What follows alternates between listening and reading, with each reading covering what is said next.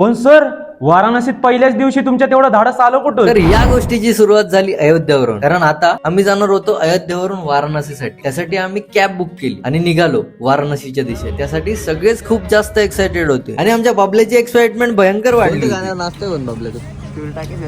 मनातल्या गाण्यावर. आणि फायनली 4 तासाच्या प्रवासानंतर आम्ही पोहोचलो होतो वाराणसी. या गोष्टीसाठी आम्ही अट्टहास केला होता तब्बल 2 वर्ष. आणि पोहोचलोय आम्ही आता वाराणसी मध्ये.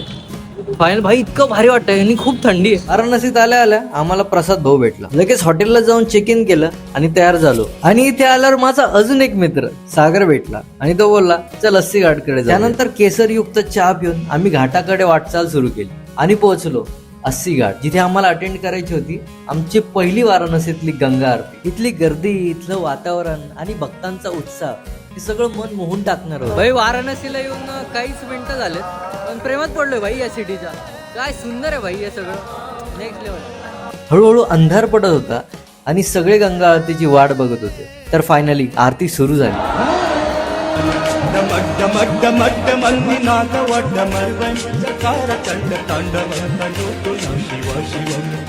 त्यात वाराणसीतली संध्याकाळ, त्यात वाराणसीतली थंडी, त्यात या सुंदर अस्सी घाटावर आरती सुरू. तर आरती संपली आणि त्यानंतर आम्ही घाटाकडे जायचं ठरवलं. We are exploring the ghats in Banaras. बहुत मजा आ रहा है, बहुत ठंड है. अस्सी घाट, निरंजनी घाट.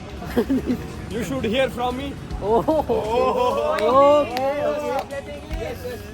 आणि पहिल्याच दिवशी आम्ही हरिश्चंद्र घाटाकडे जायचं धाडस केलं आणि ते धाडस आम्हाला महागात पडलं. बापरे सर, मग तिथे तुम्हाला भीती नाही वाटली? अरे भीती तर वाटली होती ना, पण पुढे काय झालं नेक्स्ट पार्ट मध्ये सांग.